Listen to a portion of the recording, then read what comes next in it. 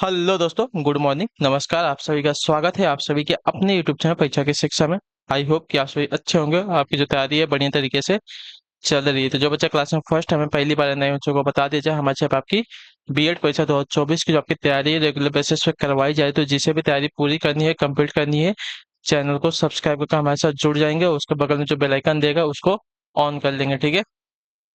बाकी जो क्लासेस का समय है देख लीजिए। जीके जीएस की जो क्लासेस सुबह 10 बजे डेली आपको हमारे चैनल पर देखने को मिलती है।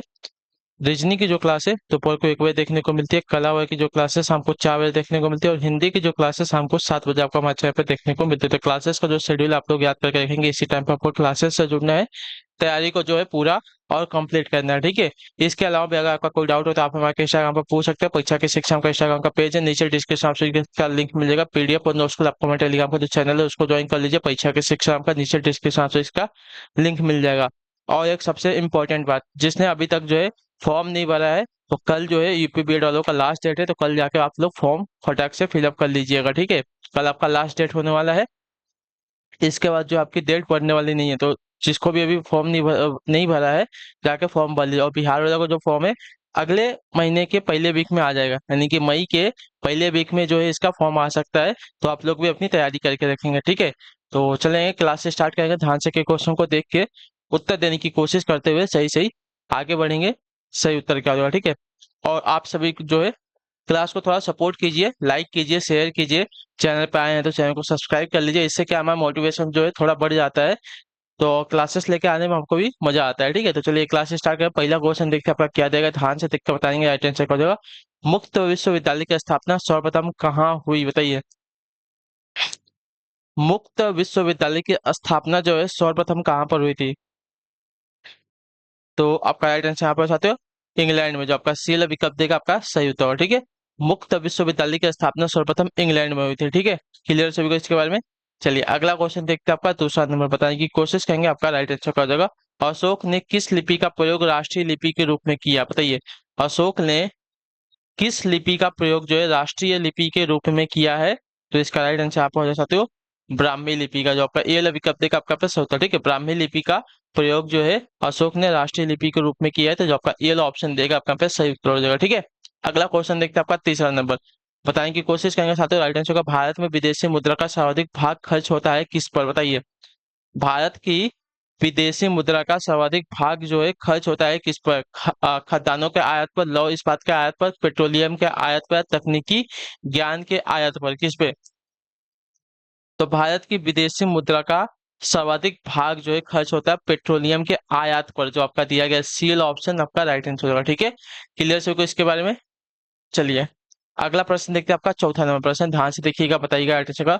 भारतीय रिजर्व बैंक यानी कि आरबीआई एक क्या है। वाणिज्यिक बैंक है, केंद्रीय बैंक है, सहकारी बैंक है, या अग्रणी बैंक है, क्या है। आरबीआई हमारा क्या है। तो आरबीआई आपका एक जो है केंद्रीय बैंक है। जो आपका दिया गया यहाँ पे बी वाला विकल्प आपका राइट आंसर होगा, ठीक है। क्लियर से इसका भारतीय रिजर्व बैंक जो आपका यहाँ पे है एक केंद्रीय बैंक है। अगला प्रश्न है आपका पांचवा नंबर बताने की कोशिश करेंगे साथियों, राइट आंसर का। विश्वव्यापी तापमान सॉरी विश्वव्यापी तापन का संभावित परिणाम क्या हो सकता है, बताइए। विश्वव्यापी तापन का संभावित परिणाम क्या हो सकता है। तो आपका राइट आंसर यहाँ पे हो जाएगा साथियों समुद्र के स्तर में वृद्धि, फसल के स्वरूप में परिवर्तन, तट रेखा में परिवर्तन, ये सभी हो सकते हैं। तो जो आपका डी वाला विकल्प देगा सही उत्तर, ठीक है। समुद्र के स्तर में वृद्धि जो है, फसल के स्वरूप में परिवर्तन, तट रेखा में परिवर्तन, उपरोक्त सभी जो दिए गए आपके यहाँ पे राइट आंसर हो जाएगा, ठीक है। तापमान विश्वव्यापी तापन का संभावित परिणाम हो सकता है समुद्र के स्तर में वृद्धि, फसल के स्वरूप में परिवर्तन, तट रेखा में परिवर्तन, ठीक है। अगला आपका देखेंगे छठा नंबर है, उत्तर देने की कोशिश करेंगे। सही उत्तर आपका क्या होगा, निम्नलिखित में से अंडा देने वाला स्तनपायी कौन सा, बताइए। निम्नलिखित में से अंडा देने वाला स्तनपायी कौन सा होगा। चमगादड़, पनिल, चींटीखोर, व्हेल, या कंटीला चींटीखोर, कौन सा, बताइए। निम्नलिखित में से अंडा देने वाला स्तनपायी कौन सा है। तो अंडा देने वाला स्तनपायी यहाँ पे कंटीला चींटीखोर हो जाएगा। जो आपका दिया गया यहाँ पे डी वाला विकल्प आपका राइट आंसर, ठीक है। क्लियर है सभी को इसके बारे में।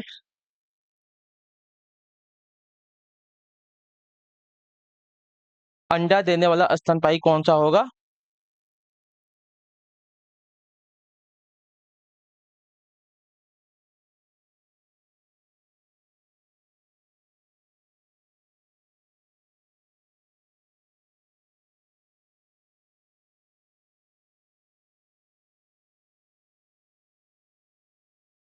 ठीक है, चलिए। कंटीला, चीटी घोड़। अगले क्वेश्चन में बढ़ेंगे आपका, देखिए 7वां नंबर, बताने की कोशिश करेंगे सही। तो ट्रांसफार्मर किससे काम करता है, बताइए। ट्रांसफार्मर जो है किससे काम करता है? केवल प्रत्यावर्ती धारा से, केवल दृष्टि धारा से, या एसी और डीसी दोनों से, या अ, किसी भी सिग्नल से नहीं, बताइए। ट्रांसफार्मर किससे काम करता है? तो ट्रांसफार्मर जो आपका, देखिए, केवल प्रत्यावर्ती धारा से काम करता है, जो आपका दिया गया यहाँ पे ए वाला विकल्प आपका राइट आंसर हो जाएगा। ठीक है, क्लियर है इसके बारे में? केवल प्रत्यावर्ती धारा से जो है ट्रांसफार्मर काम करता है, ठीक। याद रखिएगा। अगले क्वेश्चन बढ़े आपका 8वां नंबर, बताने की कोशिश करेंगे साथियों, राइट आंसर होगा। चारागाह को पैम्पास कहा जाता है? अफ्रीका में, दक्षिण अमेरिका में, ब्रिटेन में, या संयुक्त राज्य अमेरिका में? कहाँ पर? बताइए। चारागाह को पैम्पास कहा जाता है, तो चारागाह को पैम्पास कहा जाता है आपका दक्षिण अमेरिका में, जो आपका दिया गया यहाँ पे बी विकल्प आपका राइट आंसर होगा। ठीक है, क्लियर है? सही उत्तर आपका हो जाएगा ऑप्शन नंबर बी, चारागाह को पैम्पास कहा जाता है दक्षिण अमेरिका में। ठीक है, चलिए। अगला प्रश्न आपका है 9 नंबर, बताने की कोशिश करेंगे सही उत्तर का हो जाएगा। निम्नलिखित में से कौन सा वस्तुतः गार्डन नहीं है? ठीक है, hanging garden, Eden gardens, Vrindavan gardens, Khusro gardens. इसमें से कौन सा एक आपका वस्तुतः यानी कि वास्तव में गार्डन नहीं है? तो ईडन गार्डन जो आपका दिया गया बी विकल्प आपका राइट आंसर है। ये आपका एक क्रिकेट ग्राउंड है, ईडन गार्डन, तो जो आपका दिया गया बी विकल्प आपका यहाँ पे राइट आंसर। ठीक है, ये आपका गार्डन नहीं है, बाकी जो 3 दिए गए आपके वस्तुतः गार्डन है। अगला क्वेश्चन आपका 10 नंबर, क्या देगा है? द ऑडेसिटी ऑफ होप नामक पुस्तक के लेखक, बताइए। द ऑडेसिटी ऑफ होप नामक पुस्तक के लेखक कौन है? तो आपका राइट आंसर यहाँ पे हो जाएगा साथियों, बराक ओबामा है, जो आपका डी विकल्प देगा आपका सही उत्तर होगा। ठीक है, द ऑडेसिटी ऑफ होप नामक के पुस्तक आपके बराक ओबामा, जो आपका डी विकल्प देगा आपका यहाँ पे सही उत्तर होगा। ठीक है, क्लियर है? अगला प्रश्न देख लेते हैं आपका, देखिए। क्लासेस अच्छी लगे तो क्लासेस को लाइक कर दीजिएगा, ठीक है। और चैनल पे पहली बार से चैनल को जो है सब्सक्राइब कर लीजिएगा, और जो है चैनल को जो है थोड़ा शेयर कीजिए, जिससे थोड़ा तो क्या है, व्यूज बढ़े। ठीक है, चलिए इसका आंसर देंगे। निम्नलिखित में से किस पद्धति से ऑक्सीजन नहीं तैयार की जा सकती, बताइए। निम्नलिखित में से किस पद्धति से ऑक्सीजन नहीं तैयार की जाती है? तो देखिए, जल का विद्युत अपघटन करके तो ऑक्सीजन तैयार होती है। द्रव्य वायु का प्रभा जी आसवन से भी जो आपकी ऑक्सीजन तैयार होती है। पोटेशियम पर मैग्नेट का वियोजन करके भी ऑक्सीजन तैयार होती है, लेकिन मैग्नीशियम डाइऑक्साइड का वियोजन करके जो हमारी ऑक्सीजन नहीं तैयार की जाती है। तो जो आपका दिया गया डी वाला विकल्प आपका राइट आंसर होगा। ठीक है, क्लियर से होगा इसके बारे में? मैग्नीशियम डाइऑक्साइड का वियोजन करके ऑक्सीजन नहीं तैयार की जाती है, तो जो आपका डी ऑप्शन दिएगा आपका बाकी जो तीनों क्या बोलते हैं दिए गए हैं, इससे जो है ऑक्सीजन तैयार की जाती है। ठीक है, जल का विद्युत अपघटन करके, द्रव्य वायु का प्रभावी अवशन करके, और पोटेशियम परमैंगनेट का वियोजन करके। अगला क्वेश्चन देखते हैं आपका 12 नंबर, बताने की कोशिश करेंगे सही उत्तर का होगा। निम्नलिखित में से क्या मिश्र धातुओं की विशेषता नहीं है, बताइए। निम्नलिखित में से क्या मिश्र धातुओं की विशेषता नहीं है? यौगिक, मिश्रण, विलयन, या समघात निकाय, क्या? बताइए। तो देखिए, यहाँ पे राइट आंसर आपका हो जाएगा साथियों, यौगिक। मिश्र धातुओं की विशेषता आपकी यौगिक नहीं होती, बाकी मिश्रण, विलयन और समघात निकाय ये सभी होती हैं। ठीक है, क्लियर? तो जो आपका ए वाला विकल्प दिया गया है 12 पे आपका सही उत्तर होगा। अगला क्वेश्चन देखते हैं 13 नंबर, बताने की कोशिश करेंगे साथियों, राइट आंसर। जल में क्या मिलाने से उसकी अस्थायी कठोरता जो है समाप्त की जा सकती है, बताइए। जल में क्या मिलाने से उसकी अस्थायी कठोरता को जो है समाप्त किया जा सकता है? तो आपका राइट आंसर यहाँ पर साथियों, सोडियम कार्बोनेट, जो आपका बी पिकअप देगा आपका राइट आंसर होगा। ठीक है, जल में सोडियम कार्बोनेट मिलाने से जो है उसकी अस्थायी कठोरता को समाप्त किया जा सकता है। ठीक, क्लियर सभी को इसके बारे में? चलिए, अगले क्वेश्चन बढ़ेगा आपका 14 नंबर, बताने की कोशिश करेंगे आपका राइट आंसर होगा। पीडीए का पूर्ण रूप क्या है, बताइए। पीडीए का पूर्ण रूप क्या होता है? तो पीडीए का पूर्ण रूप आपका होता है साथियों, पर्सनल डिजिटल असिस्टेंट, जो आपका ए वाला विकल्प देगा आपका सही उत्तर होगा। ठीक है, पीडीए का full form personal digital assistant होता है। क्लियर? चलिए, अगला क्वेश्चन आपका 15 नंबर, बताने की कोशिश करेंगे सही उत्तर का। आंसर देते हुए चलेंगे तो आप लोगों को क्या है ना, कि प्रैक्टिस हो जाएगी एग्जाम में। ठीक है, भारत रत्न का डिजाइन किस वृक्ष के पत्ते की तरह बनाया गया है, बताइए। भारत रत्न जो है इसका जो डिजाइन है किस वृक्ष के पत्ते की तरह बनाया गया है? तो आपका राइट आंसर यहाँ पे पीपल के वृक्ष के पत्ते की तरह, जो आपका दिया गया यहाँ पे बी वाला विकल्प आपका सही उत्तर होगा। ठीक है, क्लियर से होगा इसके बारे में? चलिए, अगला क्वेश्चन देखते हैं आपका 16 नंबर, क्या दिया गया बताने की कोशिश करेंगे, आपका सही उत्तर क्या हो जाएगा। क्या दिया गया है? वर्ष 2011 की जनगणना के अनुसार निम्नलिखित में से किस राज्य में जो है बाल लिंग अनुपात सबसे कम है, बताइए।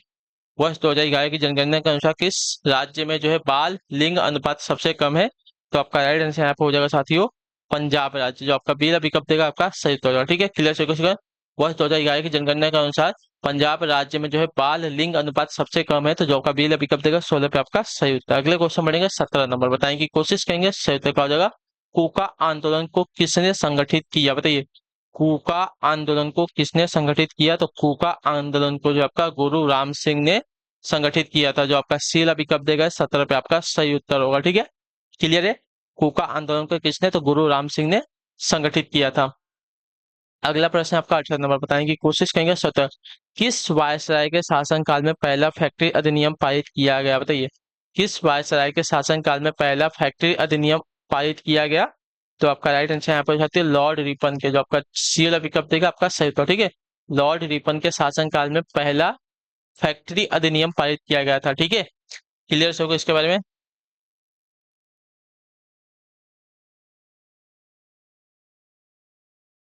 चलिए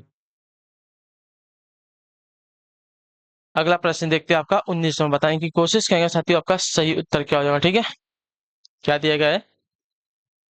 दिल्ली के किस मुस्लिम शासक के निधन पर इतिहासकार बदायूंनी ने कहा राजा को अपनी प्रजा से तथा प्रजा को अपने राजा से मुक्ति मिली है, बताइए। दिल्ली के किस शासक, अच्छा, दिल्ली के किस मुस्लिम शासक की निधन पर जो है इतिहासकार बदायूंनी ने कहा था कि राजा को अपनी प्रजा से तथा प्रजा को अपनी राजा से जो है मुक्ति मिली है? तो आपका राइट आंसर यहाँ पर साथियों मोहम्मद बिन तुगलक के। जो आपका दिया गया यहाँ पे बी विकल्प आपका राइट है। मोहम्मद बिन तुगलक के निधन पर इतिहासकार बदायूंनी ने कहा था कि राजा को अपनी प्रजा से तथा प्रजा को अपने राजा से क्या है मुक्ति मिल गई है। ठीक है, क्लियर है। तो मोहम्मद बिन तुगलक के बारे में उन्होंने कहा था, तो जो आपका टी विकल्प देगा आपका राइट आंसर हो जाएगा। किसने कहा था? तो बदायूंनी ने कहा था। 20 नंबर है खालसा पंथ की नींव किस सिख गुरु ने डाली थी? खालसा पंथ की जो नींव है किस सिख गुरु ने डाली थी? तो आपका राइट आंसर पे हो जाएगा गुरु गोविंद सिंह ने। जो आपका डी ऑप्शन देगा आपका पे राइट आंसर हो जाएगा। ठीक है, खालसा पंथ की जो नींव है गुरु गोविंद सिंह ने डाली थी। अगला है आपका 21 नंबर, क्या देगा। दारा सिकों एवं औरंगजेब के मध्य हुए उत्तराधिकार के युद्ध में सबसे निर्णायक युद्ध कौन सा माना जाता है? दारा सिकों एवं औरंगजेब के मध्य हुए उत्तराधिकार के युद्धों में सबसे निर्णायक युद्ध कौन सा माना जाता है? तो आपका राइट आंसर यहाँ पर साथियों सामूगढ़ का युद्ध। जो आपका दिया गया यहाँ पे बी विकल्प आपका राइट आंसर होगा। ठीक है, क्लियर हो इसके बारे में।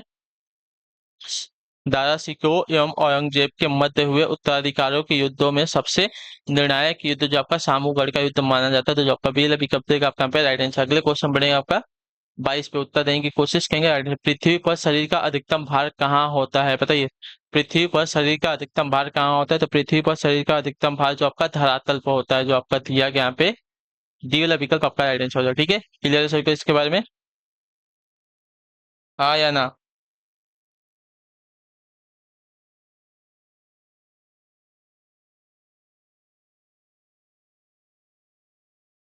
पृथ्वी पर शरीर का अधिकतम भार कहाँ होता है? इसका सही उत्तर आपका क्या हो जाएगा साथियों?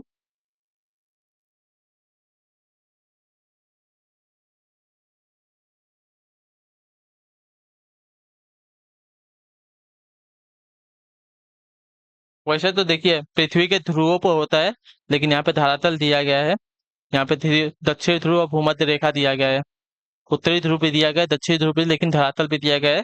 तो आपका आंसर सटीक जो हो जाएगा ध्रुव होगा, लेकिन यहाँ पे जो दिया गया है आपका धरातल राइट आंसर हो जाएगा। ठीक है, अगला क्वेश्चन देखते हैं आपका 23 नंबर, क्या देगा।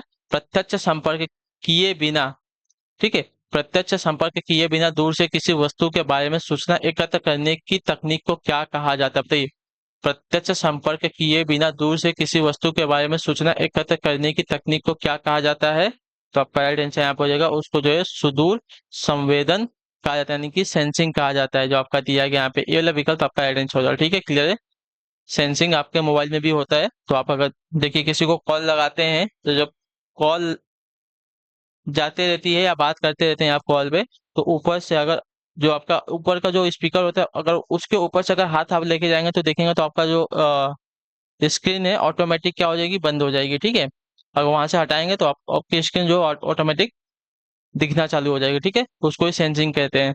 तो प्रत्यक्ष संपर्क किए बिना, देखिए हम संपर्क नहीं करते, सिर्फ ऊपर से हाथ को लेके जाते हैं तो क्या है, स्क्रीन बंद हो जाती है। ठीक है, तो प्रत्यक्ष संपर्क किए बिना दूर से किसी वस्तु के बारे में सूचना एकत्र करने की तकनीक को आपका सेंसिंग कहते हैं। ठीक है, सुदूर संवेदन कहते हैं। अगले आपका देखेंगे 24 नंबर, क्या देंगे, ENT डॉक्टरों द्वारा प्रयोग किया जाने वाला हेड मिरर किस प्रकार का होता है। ENT डॉक्टरों द्वारा प्रयोग किया जाने वाला हेड मिरर किस प्रकार का होता है, तो आपका राइट आंसर यहाँ पर हो जाए साथियों, अवतल होता है। जो आपका ए वाला विकल्प देगा आपका राइट आंसर हो जाएगा। ठीक है, ENT डॉक्टरों द्वारा प्रयोग किया जाना हेड मिरर जो आपका अवतल अवतल दर्पण होता है। ठीक है, अगला क्वेश्चन देखते हैं आपका 25 में, बताने की कोशिश करेंगे आपका संयुक्त का। रिक्त स्थान उच्च गति का एक ऐसा नेटवर्क है जो किसी शहर या नगर में स्थानीय नेटवर्कों को जोड़ता है, कौन सा बताइए, कौन सा होता है, लैन होता है, मैन होता है, वैन होता है, टैन होता है। तो आपका राइट आंसर यहाँ पे जो साथी हो, लैन नेटवर्क होता है या मैन नेटवर्क होता है। तो आपका राइट आंसर यहाँ पे जो है मैन नेटवर्क होता है। ठीक है, मैन नेटवर्क जो उच्च गति का एक ऐसा नेटवर्क होता है जो किसी शहर या नगर में स्थानीय नेटवर्कों को जोड़ता है। ठीक है, और लैन नेटवर्क जो होता है लोकल एरिया नेटवर्क को जोड़ता है। ठीक है, याद रखिएगा। अगला क्वेश्चन देखते हैं आपका 26वां, बताने की कोशिश करेंगे निम्नलिखित में से कौन सी चट्टान जो जैविक चट्टानों के अंतर्गत आती है। तो जैविक चट्टानों के अंतर्गत आपकी आ जाएगी साथियों यहाँ पे कोयला, जो आपका दिया गया सी वाला विकल्प 26 पे आपका राइट आंसर होगा। ठीक है, अगले क्वेश्चन बढ़ेंगे 27 पे, बताने की कोशिश करेंगे राइट आंसर क्या हो जाएगा, कृष्ण राज सागर कहाँ पर स्थित, बताइए। कृष्ण राज सागर स्थित है कहाँ पर, तो कृष्ण राज सागर की अगर बात की जाएगी तो आपका मैसूर में स्थित है। जो आपका ए ऑप्शन दिएगा आपका राइट आंसर होगा। ठीक है, क्लियर है सभी को इसका, कृष्ण राज सागर आपका मैसूर में स्थित है। अगले क्वेश्चन बढ़े आपका 28 में, बताने की कोशिश करेंगे आपका राइट आंसर, दूरदर्शन का दैनिक राष्ट्रीय कार्यक्रम किस वर्ष आरंभ किया गया, बताइए।